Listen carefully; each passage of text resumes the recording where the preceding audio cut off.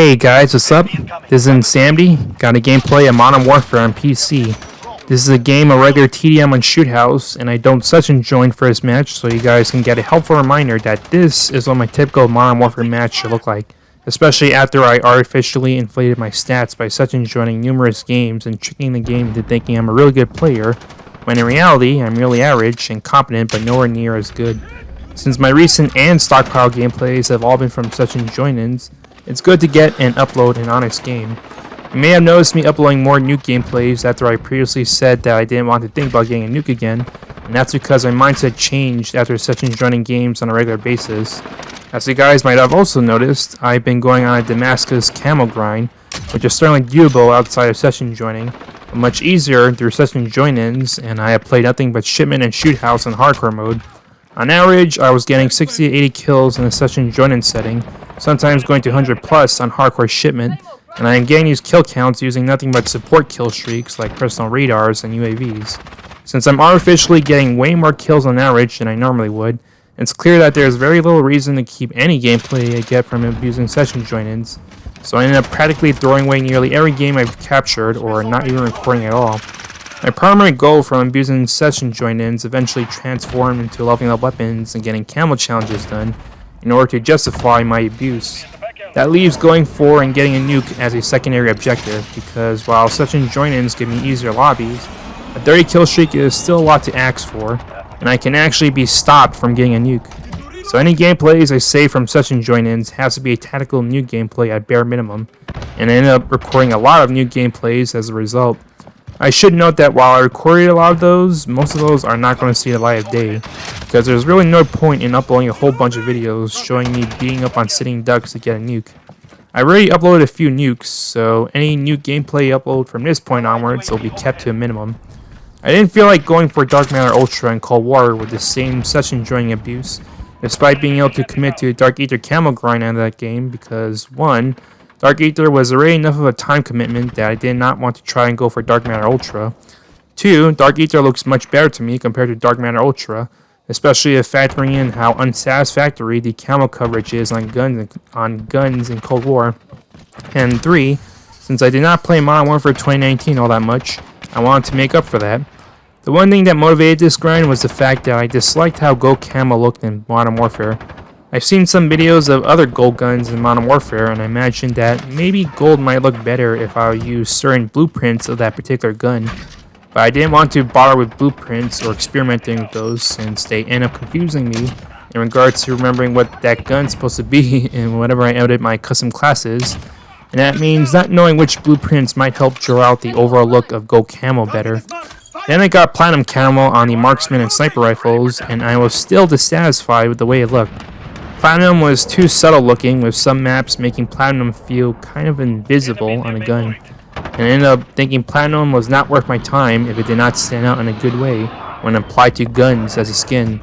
So then I noticed that while I may have only used a fraction of the guns in Modern Warfare, I still made significant progress overall in leveling up various guns and completing some of the camo challenges with them throughout my time in Modern Warfare before Cold War came out. All this finally pushed me into going for the Damascus camo grind, for a camo that at least looks much more distinctive and stands out on guns compared to gold and platinum, and looks pretty cool itself. I never thought I'd go for a mastery camo again, especially after Dark Matter from Black Ops 3, but doing this grind really helped make my return to Modern Warfare feel worthwhile. Of course, there was a lot of pain and suffering to deal with during the grind, and two of my biggest pains included getting the launchers done, as well as the long shot challenges on assault rifles. I got platinum for sniper rifles, which also required completing the marksman rifles, and while the long shot challenges there are equally as painful as the assault rifles, I wasn't focused on going for Damascus then, only platinum, and I also wasn't abusing session join-ins when I went for platinum on sniper rifles, so at least some of the pain from grinding out camo challenges was downplayed a bit. I also anticipated mounted kills to be painful, though they ended up feeling more like a drag, so I didn't dread them as much as I thought I would, like launch shots, even for the weapons that needed 100 mounted kills. Of the launchers, the RPG and Joker were the most painful, with the RPG really needing personal radars and counter spy planes, and the Joker mostly being painful in terms of leveling up and getting all the kill challenges done, The Joker being a rocket launcher, though, at least meant that once I was left with the challenges that did not involve getting kills, completing them was simply a matter of time. For all the other weapons, I relied on hardcore shipment for weapon leveling, and most of the camo challenges done, and shoot house for long shots. So I'm happy that shipment is viable for long shots on pistols and SMGs on hardcore, and LMGs have lesser requirements for completing their camo challenges, with things like long shots only needing 45 of those total on LMGs compared to 100 for assault, marksman, and sniper rifles. So getting camos on the LMGs were not as bad as I thought. Surprisingly, the knife and riot shield challenges were fun and felt like eventually I'll get them, versus God, when will it end?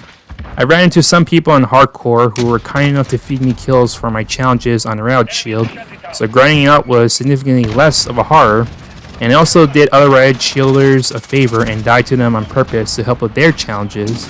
The last thing I needed to complete the grind were the pistols and the Joker launcher, and because pistols and launchers occupy the secondary slot, I tended to suicide on purpose in case a personal radar or counter spy plane showed up to swap to the Joker from a pistol class, and then I would suicide again to go back to my pistol class. It was a good thing I saved the easiest for last because I could easily knock out pistols within an hour, and it no longer mattered whether I was on shipment or shoot house to complete the challenges. Now that I completed the camo grind, I must say that I do hope that every Call of Duty game takes a leaf out of Cold War's book and goes for the weapon number requirements for mastery camo. And by that, I mean that as long as you complete all the camo challenges for a specific number of guns in that class, regardless of the gun that you use to complete the challenge with, count towards the mastery camo, and you can skip using certain weapons if you don't need to. Since Black Ops 3, the mastery camos have required the base game's guns, and none of the DLC guns counted up until Cold War, which allowed you to use DLC weapons to count towards the mastery camo. So you can do things like skip out on launchers entirely, and that makes going for mastery camos in Cold War bearable to an extent.